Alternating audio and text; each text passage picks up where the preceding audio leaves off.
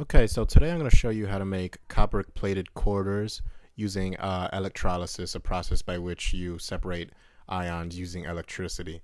Now, what we're going to use for this is some copper sulfate pentahydrate, which is basically copper bonded to a sulfate ion, and that's going to be surrounded by 5 water molecules, hence the name pentahydrate. Now, what we're going to be using for our copper sulfate pentahydrate is some root cleaner, and it's called root kill, and you can find it at Lowe's or Home Depot or anything like that. And it's this vivid blue color, just so you know that you have the right stuff. This is the hydrate form, so it's the only one that has the blue color. I mean, you can buy anhydrous copper sulfate, and that'd be pure white color. But basically what you're going to do here is you're going to get some copper sulfate, and you want to get enough so that the solution is pretty well concentrated, because if you don't do this at the right concentrations, it might not work because there might not be enough copper ions to play it out. But basically, get yourself a beaker and some copper filled with water, and some copper sulfate, preferably hot water, just so it dissolves faster, because copper sulfate tends to take a long while to dissolve. And yeah, just put some a sufficient amount of copper sulfate in it, so that the solution is pretty dark blue. And that's how you know it's ready. Just make sure everything that you put in there is dissolved. No matter how long it takes, just make sure it's dissolved.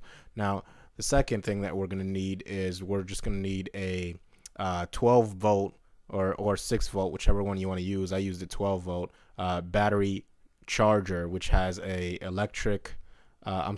positive and negative terminal on it, and you're going to attach the positive terminal to a piece of copper. I just chose a copper rod like you see here. Make sure that it's attached to the positive end of the terminal, otherwise this won't work. So after your solution is all dissolved and everything, what you're going to do is you're going to take your copper anode, which is going to be connected to the positive red terminal, and then you're going to take a quarter and you're going to connect that one to the negative terminal, and you're going to put the quarter and the copper anode into the copper sulfate solution. And what you're going to see is it's going to start plating out copper. If you look real carefully, you can actually see it happening. And you just leave it in there for about, I don't know, I'd say 30-40 seconds, maybe a minute, and you can actually see the change taking place there. And now as I pull it out of the water, you can see the copper plating on the quarter. Now, what are we witnessing here? What's actually happening?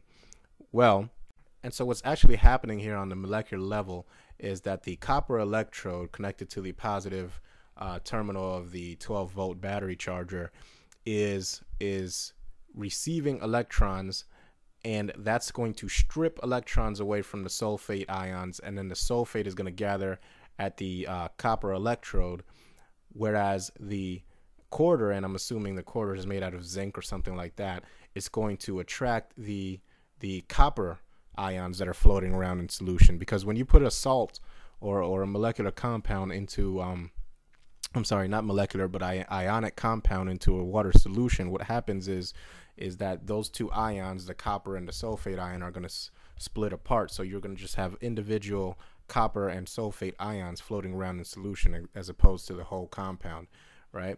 So when you have the charge flowing through this battery charger here, what it's doing is that it's adding electrons to the copper ions and causing it to be attracted to the negative part of the quarter terminal, and then the sulfate ions are going to the positively charged copper electrode, and that's what causes the copper ions to, instead of being in this blue solution, to actually play it out and stick onto the quarter.